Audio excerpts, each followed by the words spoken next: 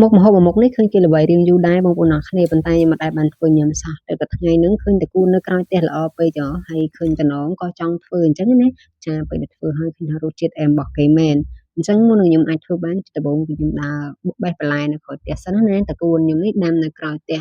ហើយតាំងពីដាំមកអត់សូវបានថែទេបងប្អូនអរគ្នាដោយសារភ្លៀងរហូតដល់អញ្ចឹងទឹកអីមិនសូវពិបាកស្រោចទេហើយឥឡូវនេះខ្ញុំបេះតកូនរួចហើយក៏ត្រឡប់ទៅវិញហើយយើងធ្វើការបេះស្លឹកវាចោលអស់ដោយសារតែមុខម្ហូបមួយមុខនេះគឺអត់ត្រូវការស្លឹកទេបងប្អូនអរគ្នា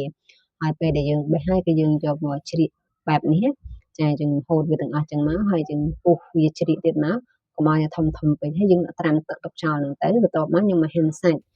គោនេះខ្ញុំទិញ10000នេះបងប្អូនអរគ្នាចាយើងយកមកហាន់វាប្រទះស្ដើងហើយហាន់តឹងសាច់មកដើម្បីពេលដែលយើងយកទៅញ៉ាំទៅវាស្រួលក្នុងការញ៉ាំអត់ពិបាកជាប់ធ្មេញអីញ៉ៃញ៉ៃអញ្ចឹងណាចាហើយយើងជ្រើសរើសយកសាច់ណាដែលផុយទៅធ្វើឆ្ងាញ់បងប្អូនអរគ្នាឥឡូវខ្ញុំហាន់រួចហើយអញ្ចឹងខ្ញុំក្រោយមកប្រឡាក់ហើយប្រឡាក់អត់មានអីច្រើនទេមានអំបិលប៊ីចេងស្ករបន្តិចៗហ្នឹងឯងបងប្អូនអរគ្នាហើយដាក់ជាមួយនឹងប្រេងខ្យងបន្តិចទៅយើងយករសជាតិរៀងលាន់កុំយកប្រៃពេកបើមិនជាប្រៃពេកក៏អត់ឆ្ងាញ់ដែរដោយសារតែយើងមានទឹកជ្រលក់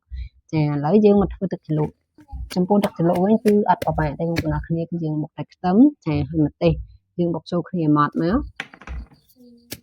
ហើយបន្ទាប់ពីយើងបុកម៉ត់ហើយយើងយកមកដាក់ចានពីរបងប្អូនអរគ្នាមួយយើងសម្រាប់ធ្វើទឹកជ្រលក់ហើយមួយទៀតយើងទុកដាក់បង់ក្នុងឆ្នាំងតែម្ដងហើយទឹកជ្រលក់ថ្ងៃនេះដែរខ្ញុំធ្វើផ្លែពីរដងដោយសារតែរដងគឺខ្ញុំមិនដែរដាក់ទឹកដោះគោទេប៉ុន្តែលើកនេះគឺប្រើទឹកដោះគោជំនួសស្ករសអញ្ចឹងណាបងប្អូនអរគ្នាមានអីមួយយ៉ាងដែរតាមពេលដែលយើងធ្វើអញ្ចឹងទៅចេញមកពណ៌ដូចទឹកតៅហ៊ូអញ្ចឹងណាតាមពិតម្ហូបមួយមុខនេះគេញ៉ាំជាមួយទឹកតៅហ៊ូតែដោយសារតែពួកខ្ញុំអត់ទៅចេះហូបទឹកតៅហ៊ូអញ្ចឹងក៏ធ្វើជាប្រភេទទឹកជ្រលក់បែបនេះវិញទៅហើយពេលដែលយើងមើលទៅក៏វាស្រដៀងគ្នាដែរហើយរសជាតិក៏ឆ្ងាញ់មួយយ៉ាងដែរអញ្ចឹងណា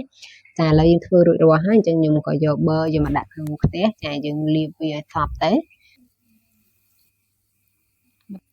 បន្ទាប់ពីយើងលាបវារាងក្តៅហើយយើងដាក់តកួនសាច់គោនិយាយទៅស្រួលមុខម្ហូបមួយមុខនេះអត់ពិបាកធ្វើបងប្អូនអរគ្នា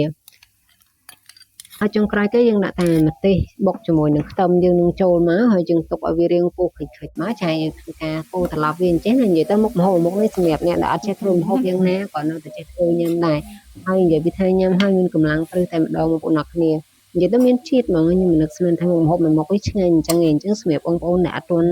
ដែលធ្វើញ៉ាំអញ្ចឹងគួរតែសាកល្បងទៅបងប្អូនចំណាយលុយក៏មិនច្រើនហើយរសជាតិវិញគឺថាឆ្ងាញ់តែម្ដងបងប្អូនដូចជាស្ដែងខ្ញុំចំណាយថ្ងៃហ្នឹងត្រឹមតែ10000រៀលឯងបងប្អូនដោយសារតែខ្ញុំមានតកួនហើយគ្រឿងខៅសម្រាប់ធ្វើទឹកជ្រលក់យើងមានស្រាប់ហ៎ចាហើយសម្រាប់វីដេអូនេះក៏មានអីទៀតដែរអញ្ចឹងសម្រាប់បងប្អូនដែលពេញចិត្តវីដេអូនេះកុំភ្លេចជួយចុច Subscribe Channel របស់ខ្ញុំម្នាក់មួយផងដើម្បីទទួលបានវីដេអូថ្មីៗជាបន្តទៀតអរគុណបាយបាយ